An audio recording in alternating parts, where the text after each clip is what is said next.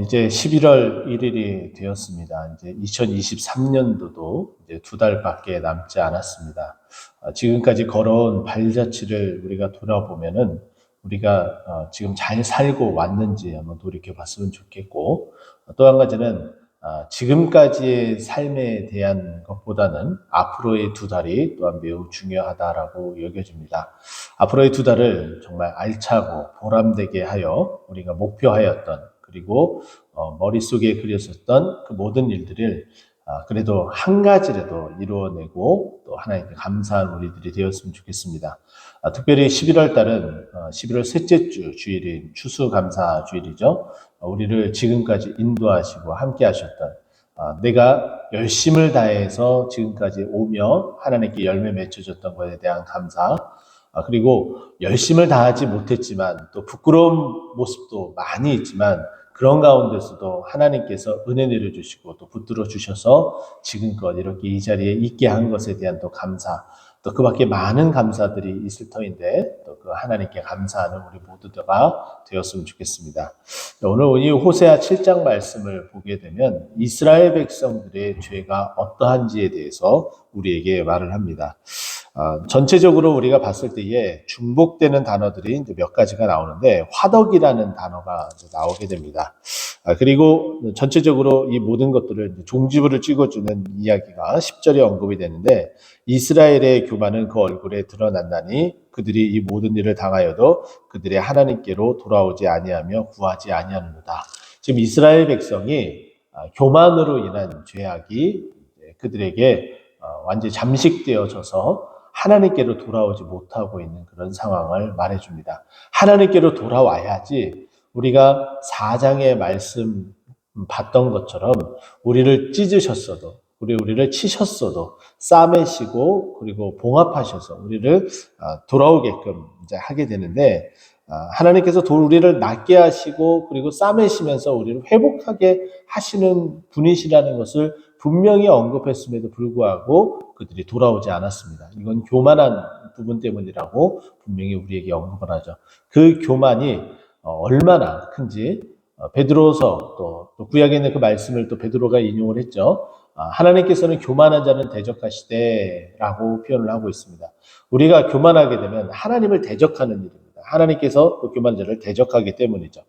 그렇기 때문에 우리가 교만하지 말아야 될 것을 오늘 이 말씀을 통해서 함께 봤으면 좋겠습니다. 자, 1절 말씀 보면은 하나님께서 이스라엘을 어떻게 하신다고 말씀하고 있어요? 치료할 때에라고 표현을 해요. 치료를 하려고, 이제 어떤 병이 들어서 치료를 하려고 하니까는 그 병의 민낯이 다 드러나게 된 거죠. 그 민낯은 뒷부분에 언급이 되는데, 에브라임의 죄와 사마리아의 악이 드러났다라고 말을 하고 있습니다. 그 죄와 악은 거짓을 행하며 안으로 들어가 도둑질하고 밖으로 떼지어 노략질했다라고 말을 해주고 있어요.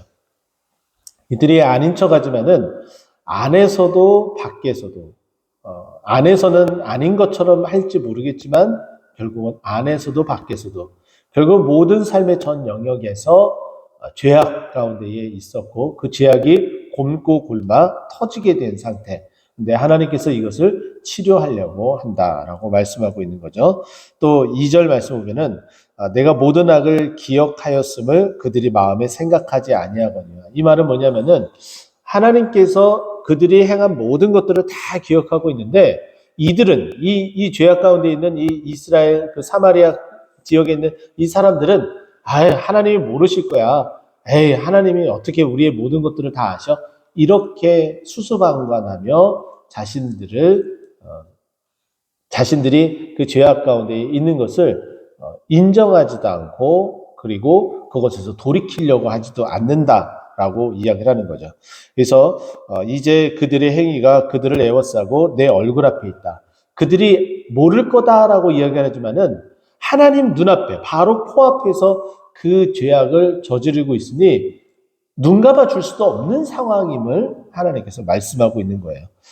근데 그들이 지도자의 문제로 인해서 이것이 다 발생한 게 아니라 오히려 위에서 그 썩은 것이 아래로 내려가는 어떤 그런 형태가 아니라 아래서부터 썩어서 위까지 다 전달되어지는 거예요. 이것은 뭐냐면은 인간의 전적인 타락, 칼빈의 교례 가운데서도 인간의 전적 타락이 이제 있는 것처럼 지금 이 이스라엘 백성들의 이 모습은 백성들이 죄악 가운데 있고 백성들이 깨어 자각하지 않고 그 죄악 가운데 있으며 그 죄악이 점점 퍼져 왕과 지도자들에게까지 퍼진 상태를 말합니다. 그래서 3절 보면은 그들이 그 악으로 왕을 그 거짓말로 지도자들을 기쁘게 하도다. 그러니까 눈 가리고 아웅하는 식으로 이들이 그렇게 살아왔음을 이야기를 하죠. 그러면서 4절 말씀 보면은 그들은 다 가늠하는 자라 과자 만드는 자들의 달궈진 화덕 같도다. 그의 반죽을 뭉침으로 발효되기까지만 불 일으키기를 그칠 뿐이다. 자, 여기 보면은 화덕에 대한 이야기가 나옵니다. 이 화덕에 대한 이 부분이 가늠하는 자라고 이제 언급을 하면서 이야기를 하는데, 그들은 반죽이 뭉쳐서 이미 발효가 됐다라는 것은 이미 죄악이 다 되어진 상태예요. 근데 정작 우리가 과자를 구울 때는 화덕이 완전히 다 달궈져야지 그 과자에 반죽된 거를 그 화덕에 넣잖아요. 그죠? 근데 여기 보면은 발효되기까지만 불을 일으키기를 그친다라는 것은 반죽이 되어서 죄악이 있으면은 그것을 직접적으로 그 화덕에 넣어서 행하기 전까지는 아닌 척, 안 하는 척, 그런 상태를 말하고 있는 거죠. 결국은 발효되는 그 씨앗이 풀어져서 그러니까 반죽을 내가 이 과자를 만들겠다 해서 반죽을 만들 때부터 죄악이 시작이 됐는데 그때부터 시작해서 이제 발효돼서 집어넣기까지는 절대로 자신들이 안 한 척. 소위 말해서 다 드러나기까지 아니라고 극구 부인을 하는 거죠. 이것이 가장 큰 문제다라고 말씀을 드릴 수 있는 겁니다. 또 5절 보니까 우리의 왕의 날의 지도자들은 술의 뜨거움으로 병이 나며 왕은 오만한 자들과 더불어 악수하는도다. 병 들어간다라고 이야기를 하는 거예요. 이게 결국은 이 죄악이 결국은 이 왕이 병들게 되고 나라가 병들게 되고 이미 백성은 병든 상태에 있음을 이야기를 합니다. 그래서 6절 그들이 가까이 올 때에 그들의 마음은 간교하여 화덕 같으니 그들의 분노는 밤새도록 차고 아침에 피우는 불꽃 같도다. 마치 아닌 척하고 뜨겁게 일어나는 척만 할 뿐이지 결국은 이들의 모습은 어떻다라는 거예요.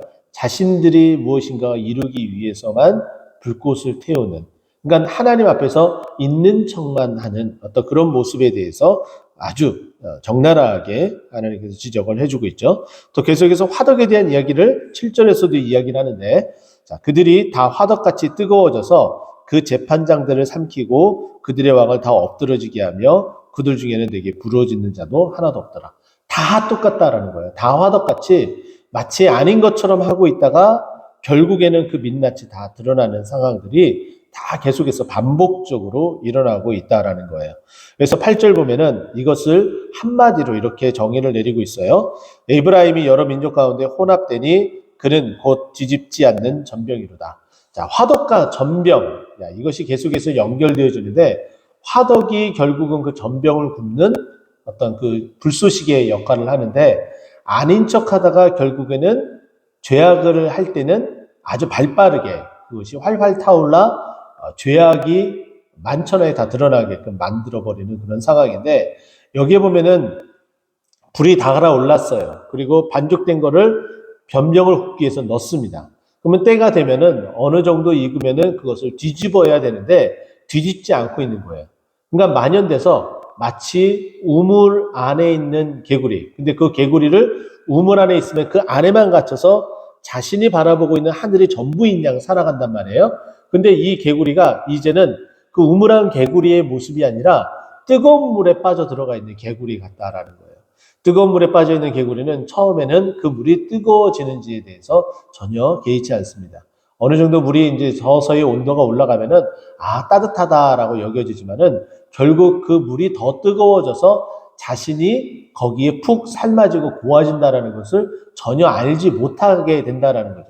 근데 이 뒤집히지 않는 이 전병은 마찬가지로 한쪽 면이 완전히 덜거워진 뿐만 아니라 새카맣게 타서 도저히 이것을 먹을 수 없는 상태에 이른다라는 거예요. 겉으로 보기에는 멀쩡해 보이지만은 그 밑바닥면, 화덕에 구워진 그 달궈진 면은 도저히 시커매서, 그 죄악으로 인해서 시커매져서 도저히 먹을 수도 없고 용도 폐기해야 될 상황에 이른다라고 우리에게 말을 하고 있습니다. 우리가 바로 그런 모습이 아닐까 저는 그런 생각을 해봅니다. 겉으로는 굉장히 멀쩡한 척, 그리고 있는 척 하지만은 결국에는 아무것도 없고 결국에는 병들어 있고 그 죄악 가운데 있는 우리들의 모습을 대변하고 있지 않나. 우리가 바로 뒤집히지 않는 그런 전병이 아닌가, 그런 생각을 할 수가 있습니다. 자, 9절. 이방인들이 그의 힘을 삼켰으나 알지 못하고 백방이 무성할지라도 알지 못하는도다. 자, 9절 보면은 이방인들이 이들을 와서 삼키고, 그리고 이제 하나님의 그 징계가 내려지는데 지금 이 이스라엘 백성들은 그것을 알지 못한다라고 얘기를 해요. 그렇기 때문에 이들은 어리석어서 11절, 우리가 읽진 않았지만 11절에 보면은 애굽을 향하여 부르짖고 아수르로 가게 되는 상황에 이르고 그렇게 죄악 가운데 그 결과들이 나타나게 될 뿐임을 이야기를 하죠. 그러니까 하나님의 그 징계도 깨닫지 못하고 있는 그런 상태를 말하고 있고, 또 백발이 무성할지라도 알지 못한다. 자, 백발이 무성하다라는 것은 어른이라는 것이고, 그리고 그만큼 경험이 많다라는 것이고, 그것을 깨닫고 지도하고 인도해야 되는데 그들마저도 무감각해져 버리는 거예요. 익숙해져 버리면 무감각해져 버립니다. 그러니까 어른이건 아이건 지도자든 백성이든 너나 할 거 없이 모두 다 뒤집힌 전병처럼 다 용도 폐기해야 될 그런 상황에 이르렀음을 말합니다. 그래서 10절에 다시 한번 들어가서 이들이 왜 이렇게 되었느냐, 이스라엘의 교만이 그 얼굴에 다 이제 드러나게 되었다라고 이야기하며 마무리를 짓고 있습니다. 이스라엘 백성의 모습들이 단지 이스라엘 백성의 모습이라고 여겨지지 마시고 이 모습이 바로 우리의 모습이다, 우리의 민낯이다라고 생각하며 내가 지금 잘 걷고 있는지, 내가 교만한지 교만하지 아니한지 되돌아보고 지금 내가 말하고 언행하는 그 모든 것들은 정말 바르게 하고 있는 것인지 되돌아보면서 하나님, 우리는 뒤집혀지지 않는 전병과 같지 않고 하나님 제때에 하나님의 은혜로 언제든지 돌이키고 또 하나님께서 쓰임 받는 귀한 하나님의 일꾼이 되어 하나님 나라의 영광을 위해서 살아갈 수 있도록 은혜 내려주시옵소서 고백하는 우리 모두가 되기를 간절히 축원드립니다. 기도하겠습니다.